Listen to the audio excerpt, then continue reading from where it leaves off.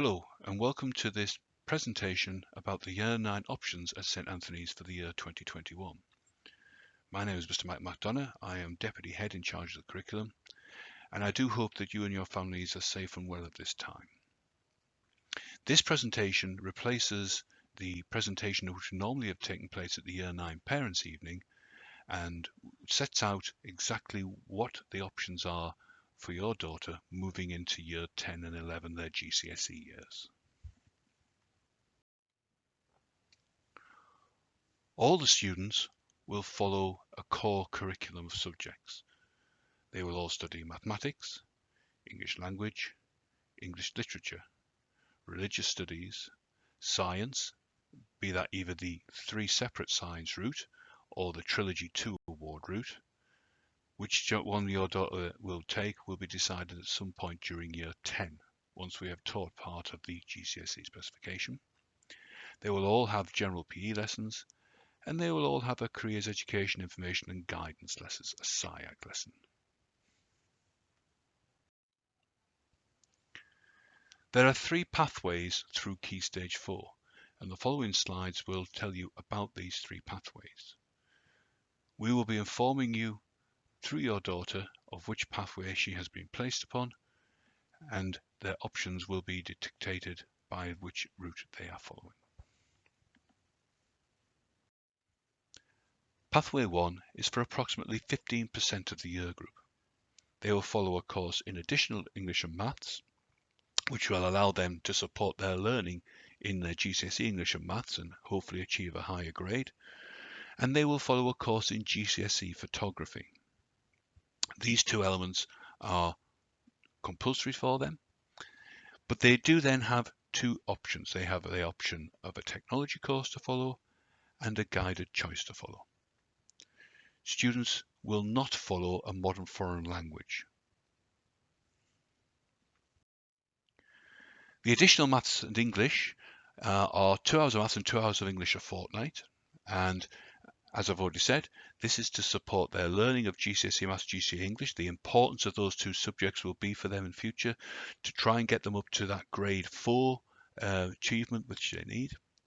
The GCSE Photography is a lovely little course, 50% coursework. Students will build up a portfolio of work, taking portraits of each other, portraits of landscapes, computer manipulation of these images. Parents do not have to buy photography equipment. The equipment for all of this is provided by the Academy.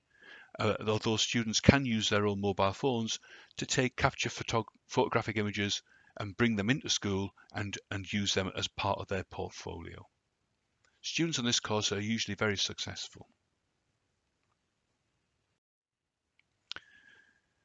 They must then choose a technology.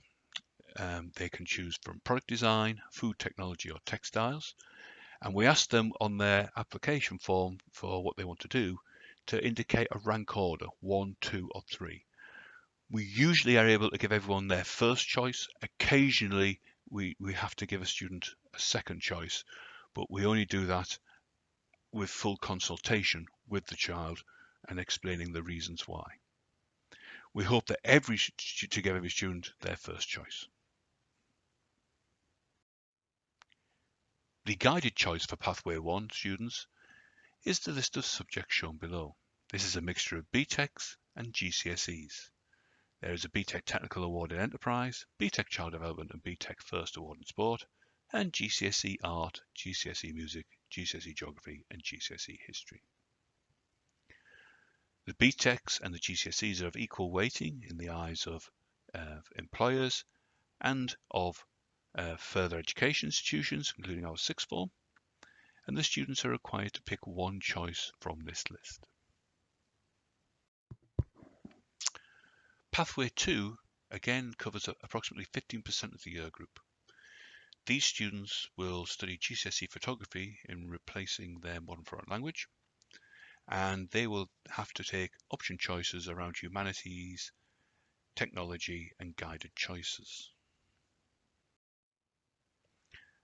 As I spoke about on Pathway 1, the GCSE Photography is 50% coursework, the students building up a portfolio of work, and then the equipment that they require is provided by the Academy, although they are free to bring in images taken on their own equipment or on mobile phones to use to supplement this portfolio of work with things from around their neighbourhoods rather than just things around the school.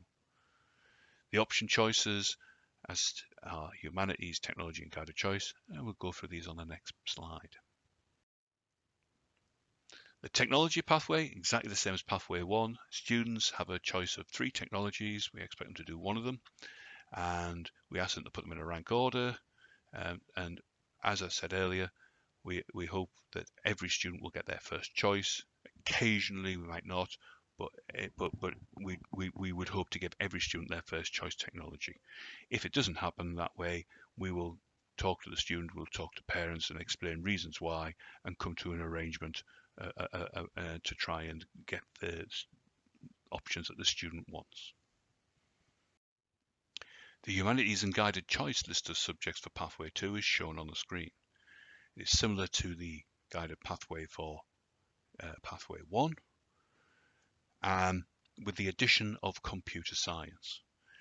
Again, students are strongly advised to pick at least one humanity of geography or history, and then another subject to go with it to complete their full choice.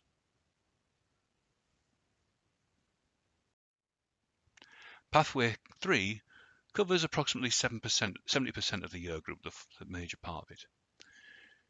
All students will continue studying their modern foreign language in either French or Spanish, and they will have options around humanities, technology, and a guided choice. The humanity pathway for 3 is quite tight. All students on pathway 3 must choose one of geography or history. It is possible to do both, and a small minority of students do choose this.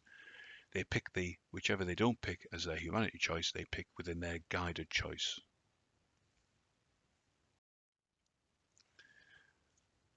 The technology pathway for pathway 3 is the same as the other pathways, 3 subjects: product design, food and textiles, put in a rank order, and as I've already said, we hope to give every student their first choice, and where that cannot be possibly happening, we will talk to the student, we'll talk to parents.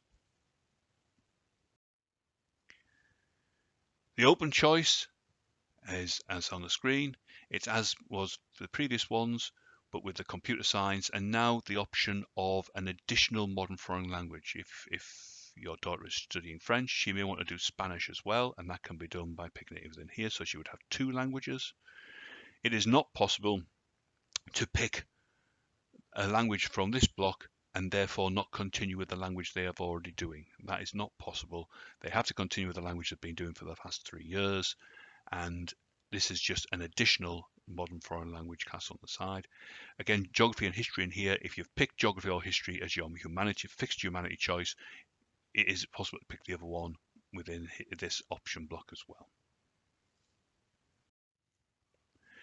Factors that affect the final choice. What factors could affect the final choice which are beyond your control? Well, first of all, if a subject has low recruitment numbers. So, for example, in the past, occasionally, French GCSE, Spanish GCSE, and computer science have not had enough numbers. They've only had 1 or 2 people opting to follow that course, and therefore it's not a good situation to have only 1 or 2 students following a course, and so therefore that course would not run. If this happened, I would contact the student and I would contact the student's parents to inform them this is the situation, and obviously it's something that's beyond their control, and offer them a free choice of another subject. But if they don't recruit enough numbers, then we can't really run a course. The other situation which might affect is if we feel that a student's guided choice in particular is not appropriate, then, because we don't feel that they will be a success at that course when there are other things they were much better at, we will look to offer the students another choice. But again, we would talk to parents about this and explain our reasoning behind it. This doesn't happen a lot because most students do make appropriate choices for the subjects that match their skills. On the website, on the options page, there is a link to a PDF document which has full information about all subjects studied in year 10. and takes you through even the core subjects like maths and English and science, which there are no options around, but also the details about all the optional subjects such as the BTEC, childcare, the geography, the history, the computer science, lots of information about those subjects, which hopefully you will read before making your choices. There are deadlines, and something needs to be said about meeting those deadlines and also students changing their minds.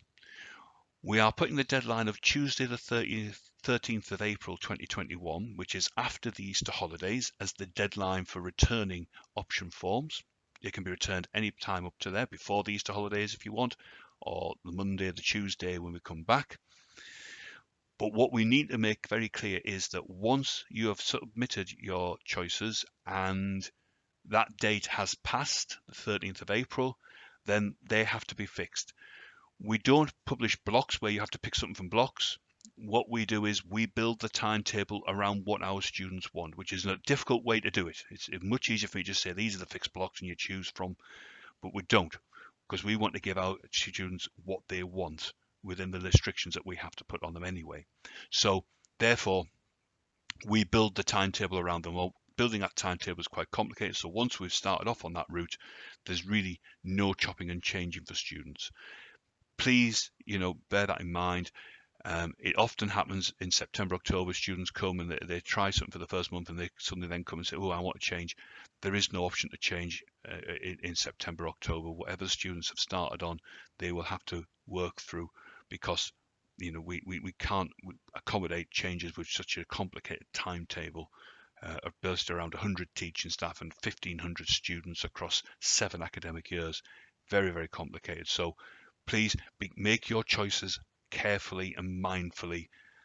Do ask for help and make sure that you know exactly what you're doing with your choices. But I'll talk about that a bit more on the next slide.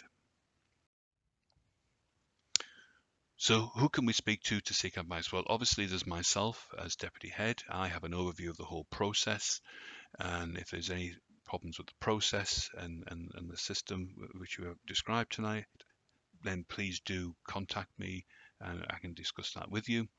If it's subject related, then obviously there's your daughter's teachers. You need to seek advice from them, and your daughter is encouraged to seek advice at the end of lessons from their teachers as well, as to their suitability. There's plenty of opportunities there. Subject leaders, well, subject leaders are going to be asked to visit all lessons and to talk to the students about the courses that they offer. And for those subjects that are new to the system, there will be talks presented to students during tutorial times. And if you need to contact subject leaders or teachers of any new subjects, there is going to be a mechanism for that put in place for you.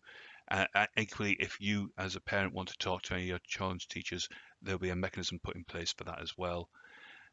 If you want to go beyond the subjects and seek advice, then obviously the pastoral team are very supportive. You've got Mrs. Lancaster, the assistant Key Stage lead for Year 9, Mrs. Tomlin, the Key Stage lead for Key Stage 3, and Ms. Presswood, the Key Stage lead for Key Stage 4, who could all help.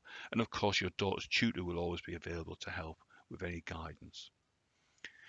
We are putting in a mechanism for you to contact people, to talk to them and arrange to have chats with them if you do so need.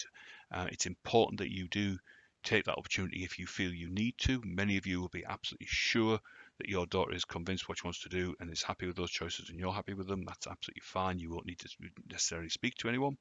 But if you do want to speak to somebody, we will be communicating via email a mechanism for that to happen very shortly. I do hope this PowerPoint is been of use. And if you, like I say, if you have any questions, please do contact the appropriate person. If one person can't help, they will definitely know somebody else who can help and will pass you along. Thank you for listening. Stay safe. Bye-bye.